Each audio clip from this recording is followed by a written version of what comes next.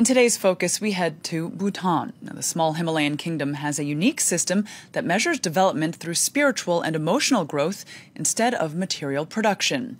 It's known as the Gross National Happiness Index, and for over 40 years, it's how quality of life is measured in the country. It's given Bhutan the reputation as an oasis of tranquility, but there's some concern the lifestyle is becoming a mirage.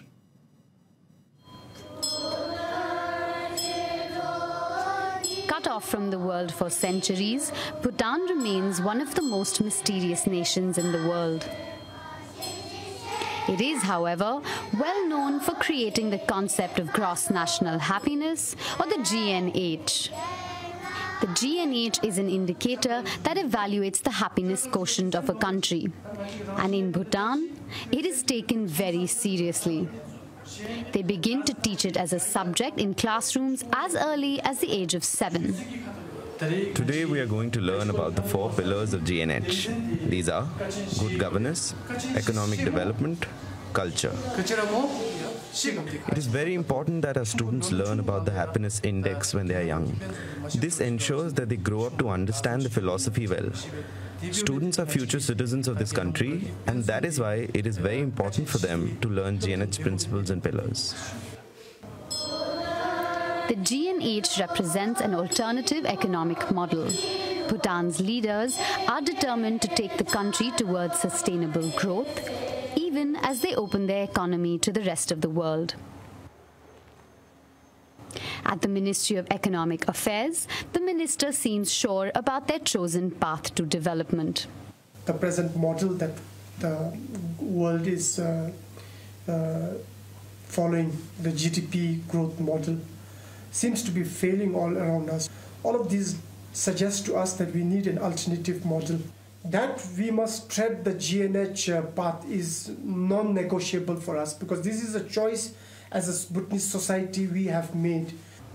So can happiness be truly measured? The Center for Bhutan Studies believes that they can calculate the country's happiness quotient. When we measure happiness, we have true thresholds. We have 9 domains. Under 9 domains, we have 33 indicators. 24 indicators are subjective and 9 indicators are objective. Bizarre as this might seem, this measurement is then categorized into various levels of happiness. We have 4 categories or gradients of happiness. Only 8.8% of the Bhutanese people are unhappy. In short, 91.2% of Bhutanese are happy. But the pursuit of happiness faces several developmental challenges. Opening Bhutan's economy has caused inequality to rise at an alarming rate. To add to it, the unemployment rate among young people is as high as 7%. For Dorji, who graduated with a degree in computer applications in 2012, the happiness index means little. Unable to find a job, he has been working on his parents' farm for the last 4 years. Very less job, and every year more than 3,000-4,000 thousands of graduates are coming, ma'am, getting graduated. So every year it's getting difficult and difficult to get a job.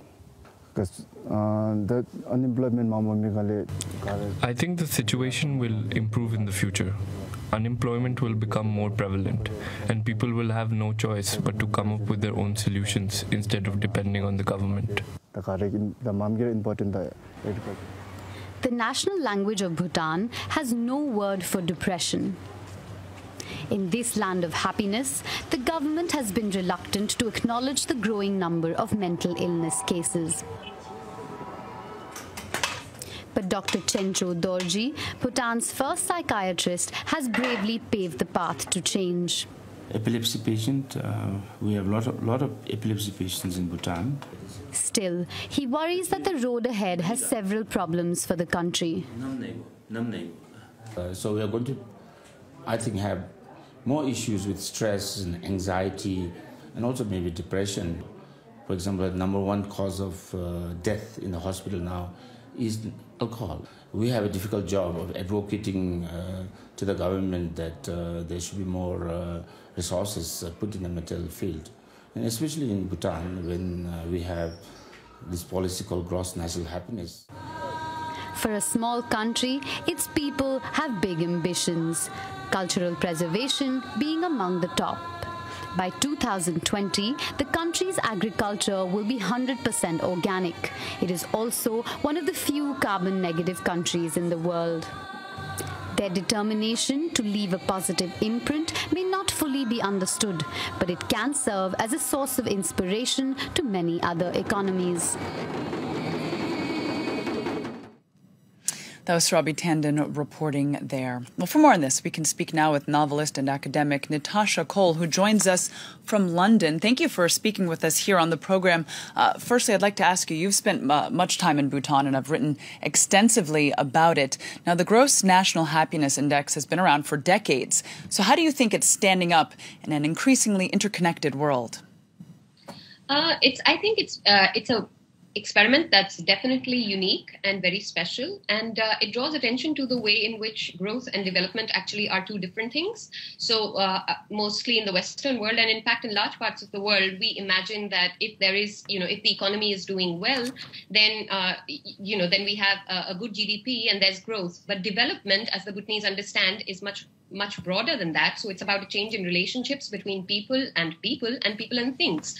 So in that sense, the GNH index is an attempt to add that subjective dimension to the idea of what it means to grow, but then more than that, to develop. And because it's an interconnected global world, and they face the same challenges, and perhaps some of those challenges are much magnified because it's a very small country.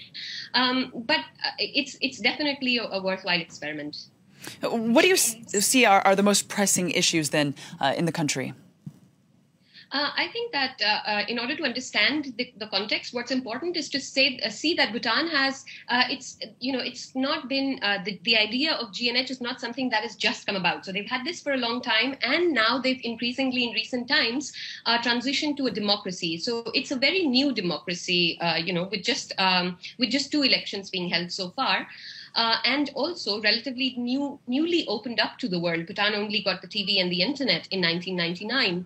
So within that context, it's been a really fast pace of transformation. So one of the biggest challenges is the way in which there's been this rapid pace of transformation, a sudden opening up to the outside world. So they are trying to pace it, but it brings with it its challenges of urbanization, of environmental issues in the cities.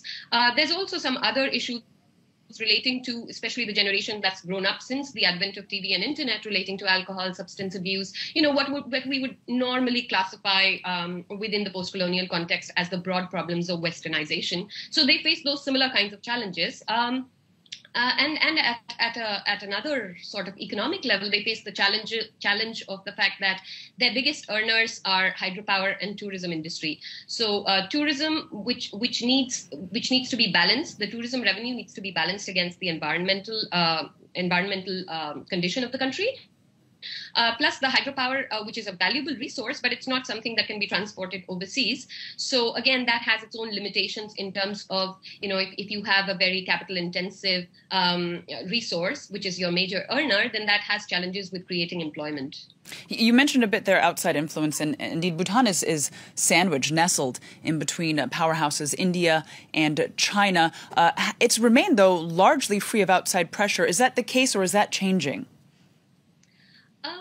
To an extent, I think it is bound to change. But what the Bhutanese have as their biggest resource, and that's something that is partly that's something that they've historically inherited, for geographical and geopolitical reasons, but also something that they consciously strive to maintain, and that is their unique resource of culture and cultural identity. So there's a lot of focus on using that concept of a cultural identity of as kind of a special cultural identity as Bhutanese, and that's quite valuable as a distinguishing thing that Bhutan has, which is different to what India and China are as large large countries, which can be overwhelming.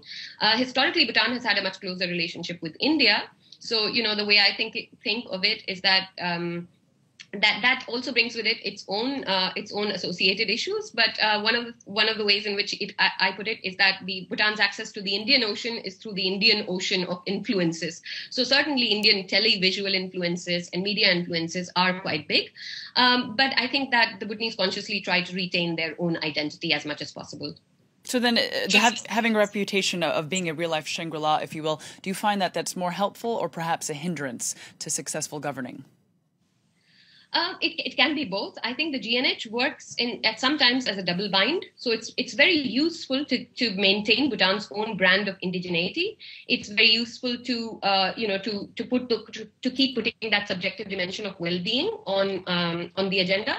But when it can be a problem sometimes and a challenge for governance is when, for example, it makes it difficult for problems which may not sit well with having occurred in a GNH country, then those problems, it's harder to get those problems on the agenda or to be recognized as problems, because that somehow then also challenges the concept of GNH. So it can function as a double bind, but I think the transformation is still very much ongoing, and people are quite the public culture is quite non-confrontational, and I suppose that makes it easier for many rights to actually be seen as responsibilities, and in that context, people feel very conscientious about them. Okay, Natasha Cole, we have to leave it there, but we do appreciate you joining with us here on the program.